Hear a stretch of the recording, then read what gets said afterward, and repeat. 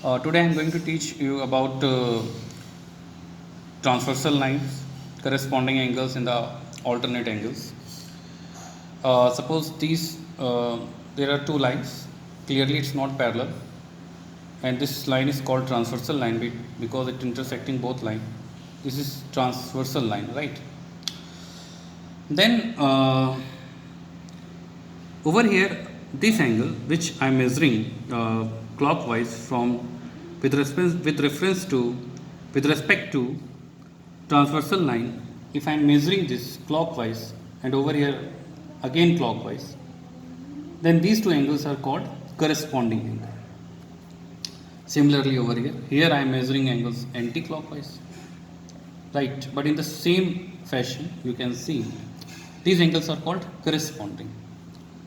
And similarly, if you see the pattern, these are the corresponding.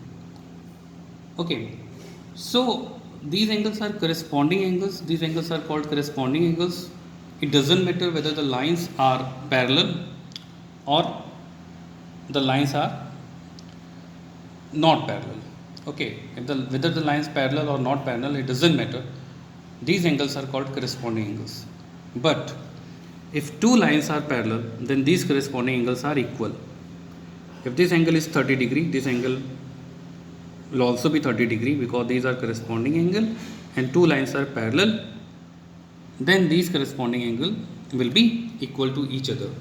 Suppose this angle is 60 degree, then this angle will also be 60 degree in case when these two lines are parallel. Okay. If angle A is equal to 75 degree or angle A is equal to maybe suppose 120 degree, then this angle A is again 120 degree because two lines are parallel. This is a transversal line and these are the corresponding lines, and you have to fix into your mind that from the figure that which kind of angles are corresponding and when they are equal.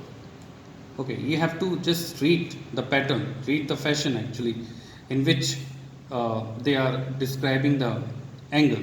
Okay, they are making angle from one parallel line to another parallel line. This is a transversal line. If you see with respect to transversal line, you have to come over here clockwise downwards, and over here is also clockwise downwards, and these angles are equal. Okay, suppose this is 110 degree, this must also be 110 degree.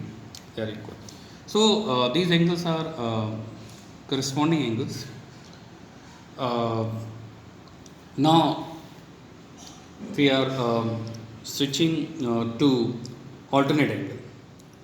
Again, these are alternate angle. Doesn't matter whether two lines are parallel or they are not parallel. But if I am writing that angle A, that means both are equal, then definitely these two lines should be parallel. Okay, because if lines are parallel, then only then we can say that alternate angles are equal. They are alternate. Okay, they are alternate. Just recognize the pattern, just how they are forming angle alternately here and there. Okay, another kind of alternate angle is this. Okay, suppose this is 30 degree, this must also be 30 degree because they are alternate angle, and in other words sometimes we say that they are interior alternate angle. They are interior alternate angle, they are exterior alternate angle, and they are equal when the two lines are parallel. I can prove that this angle is equal to this angle. Why? This angle is equal to this angle because they are vertically opposite, and this angle is equal to this angle because they are alternate angle, and again this angle is equal to this angle because vertically opposite angle. So we can easily prove that this angle is equal to this angle, and they are called exterior alternate angle, and exterior alternate angle are also equal. If you see, suppose we have to find the value of x and y, so y clearly is 130 degree. Why it is 130 degree? Because vertically opposite angle. And if this angle is 130 degree, this angle must also be 130 degree, right? Because alternate angle. Or in other words, we can also verify that 50 plus 130 is 180, or you may start from here only, that if this is for 50, this will be 130 because this is linear pair, and if it is 130, then this must also be 130 because they are alternate angle, and if this is 130, this must also be 130 degree because they are vertically opposite angle. Okay students, thanks.